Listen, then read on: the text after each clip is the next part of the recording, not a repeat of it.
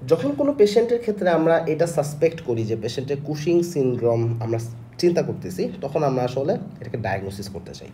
কিন্তু ডায়াগনোসিসের এখানে আমাদের মাথার মধ্যে দুইটা চিন্তা থাকে। এক নম্বর চিন্তা হচ্ছে এটা কি আসলেই কুশিং সিনড্রোম কিনা, এটাকে আসলে কুশিং সিনড্রোম কিনা।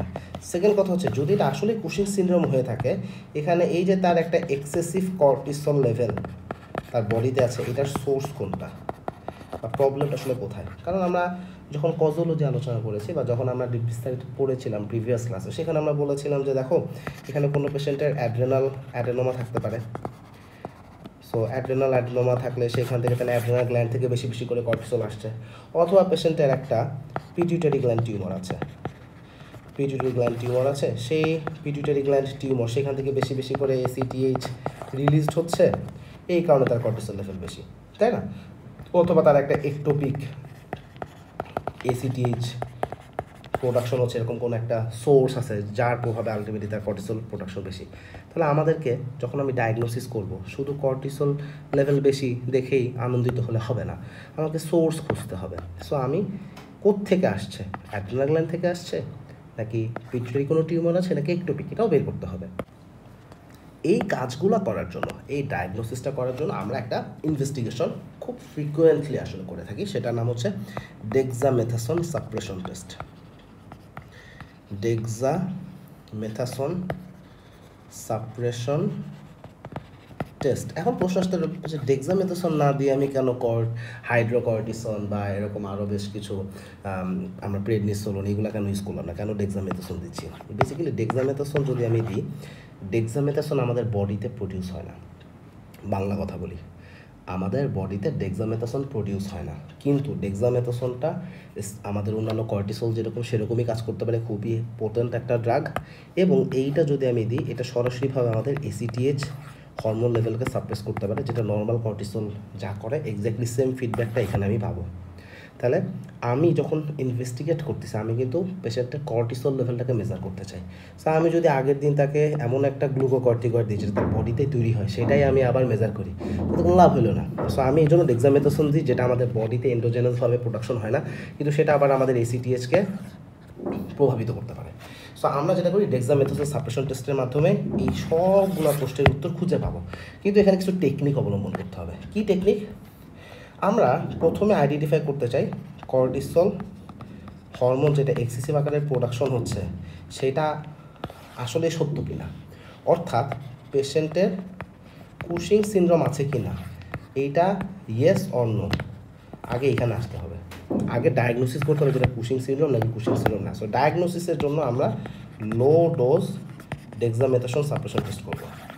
লো ডোজের ঘটনাটা কি, আমরা পেশেন্টকে আমরা বলি যে ইউজুয়ালি রাত 10টার সময়, আমরা বলি রাত 10টার সময় আমরা পেশেন্টকে 1 মিলিগ্রাম ডেক্সামেথাসন দিব।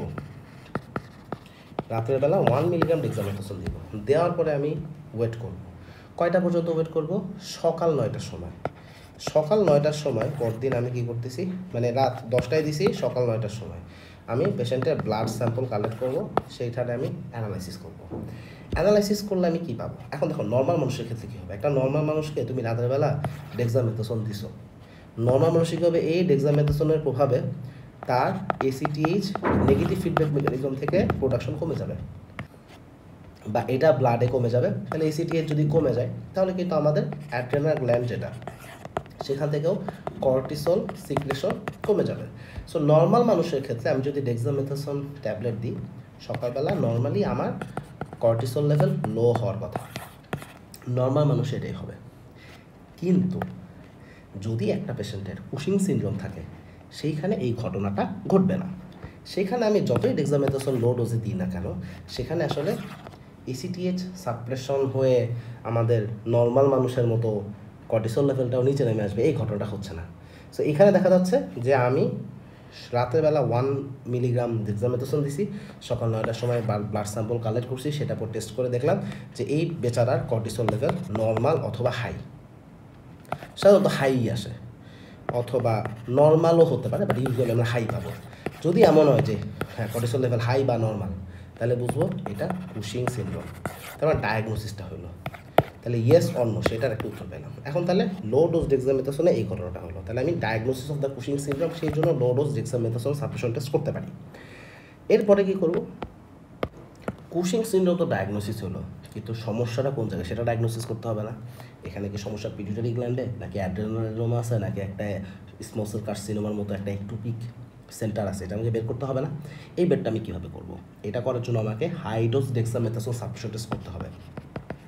তাহলে লো ডোজে আমি দিছিলাম 1 মিলিগ্রাম, তাহলে হাই ডোজে কত দিব? হাই ডোজে আমি দিব 8 মিলিগ্রাম ডেক্সামেথাসোন। তাহলে রাতেরবেলা 8 মিলিগ্রাম ডেক্সামেথাসোন দিব, এরপর সকাল 9টার সময় আমি ব্লাড স্যাম্পল কালেক্ট করে টেস্ট করব। এখন আমি কি দেখতে চাই?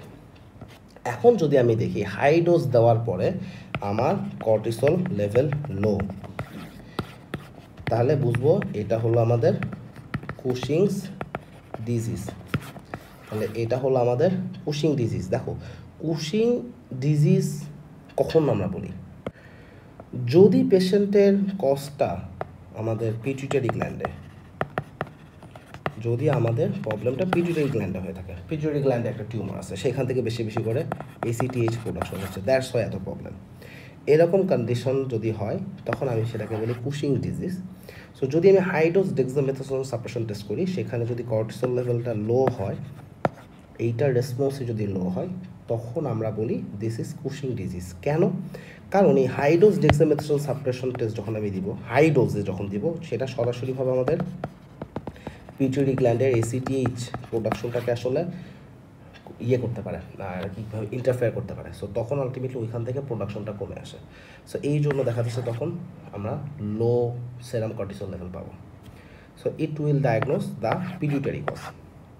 এখন এখানে অ্যাড্রেনাল গ্ল্যান্ডে প্রবলেম নাকি একটোপিক প্রবলেম, সেটা বোঝার উপায় কী? সেটা বোঝার জন্য আমরা আসলে আরেকটা কাজ করব। সেটা কি, আমরা কর্টিসল লেভেলটাও দেখব, সেই সাথে আমরা ACTH লেভেলটাও দেখব। তাহলে দেখো, যদি আমি high dose dexamethasone suppression test দিই, তাহলে যদি কর্টিসল লেভেল লো আসে, তাহলে আমি বললাম প্রবলেমটা পিটুইটারি গ্ল্যান্ডে, তাই তো? আর যদি নর্মাল আসে অথবা হাই আসে, তখন কি হবে? তখন প্রবলেমটা দুইটা হতে পারে, আইদার প্রবলেম অ্যাড্রেনাল গ্ল্যান্ডে অথবা প্রবলেম একটোপিক ACTH ফোকাই একটা আছে, বা একটোপিক ACTH প্রোডাকশন আছে। তাহলে যদি high dose dexamethasone suppression test দিই, যদি কর্টিসল লেভেল কমে আসে, লো হয়, তাহলে বুঝবো পিটুইটারি কজ। আর যদি কর্টিসল লেভেল নর্মাল অথবা হাই হয়, তাহলে বুঝবো হয় অ্যাড্রেনাল গ্ল্যান্ডের প্রবলেম অথবা একটোপিক ACTH প্রোডাকশন হচ্ছে। আসলেই অ্যাড্রেনাল গ্ল্যান্ডের সমস্যা নাকি একটোপিক ACTH প্রোডাকশন হচ্ছে, সেটা কীভাবে বুঝবো? এই দুইটার মধ্যে পার্থক্য করার জন্য আমাকে ACTH লেভেল মেজার করতে হবে। এই কন্ডিশনে এসে আমি যদি ACTH লেভেলটা মেজার করি, তখন আমি দেখব in case of adrenal gland problem, যদি আমাদের অ্যাড্রেনাল গ্ল্যান্ডে কোনো টিউমার থাকে বা অ্যাড্রেনাল গ্ল্যান্ড থেকে আসলে বেশি বেশি প্রোডাকশন হচ্ছে, এরকম যদি ঘটনাটা হয়, সেখানে ACTH লেভেল লো হবে। আর যদি একটোপিক ACTH প্রোডাকশন হয়, সহজ কথা, এখানে ACTH প্রোডাকশন অনেক বেশি হবে। সো ACTH লেভেল যদি বেশি হয়, তাহলে বুঝবো এটা একটোপিক, আর ACTH লেভেল যদি কম হয়, তাহলে বুঝবো অ্যাড্রেনাল। তাহলে আমাদের সূত্রটা এবার আমি সহজ একটা সূত্র লিখে দিই, এই সূত্রটা তোমরা মনে রাখবা। লো ডোজ ডেক্সামেথাসোন সাপ্রেশন টেস্ট, যদি এখানে আমি লো কর্টিসল পাই, এটা করব কখন? এটা দিব 10 PM খাওয়াবো আর টেস্ট করব 9 AM। টাইমটা খুব মেনটেন করা জরুরি, ঠিক আছে? লো কর্টিসল পেলে বলবো, তাহলে এইটা হলো কুশিংস। আর যদি কর্টিসল লেভেল যদি লো কর্টিসল হয়, তাহলে বুঝবো যে দেয়ার ইজ নো কুশিং। আর যদি কর্টিসল লেভেল যদি নর্মাল অথবা হাই হয়, তাহলে বুঝবো এটা হলো কুশিং ডিজিজ, তাই তো? Low dose dexamethasone suppression test, এখানে কুশিং সিনড্রোম তখনই বলবো যদি কর্টিসল লেভেলটা বেশি আসে। আর high dose dexamethasone suppression test, এখানে কি, এখানে যদি আমাদের কর্টিসল লেভেল কমে যায়, তাহলে বুঝবো সমস্যাটা আমাদের পিটুইটারি গ্ল্যান্ড।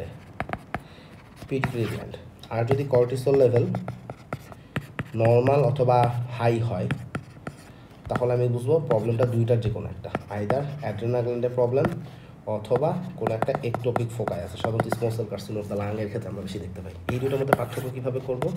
সেরাম ACTH লেভেল দেখতে হবে। একটোপিক ACTH প্রোডাকশন হলে ACTH লেভেল বেশি থাকবে, অ্যাড্রেনাল কজ হলে ACTH প্রোডাকশন খুবই কম থাকবে, বা হয়তো বা আনডিটেক্টেবল লো আসতে পারে, বা খুবই লো থাকবে, খুবই কম থাকবে। সো দিস ইজ হাউ আমরা ডেক্সামেথাসোন সাপ্রেশন টেস্টের মাধ্যমে ডায়াগনোসিস করতে পারবো।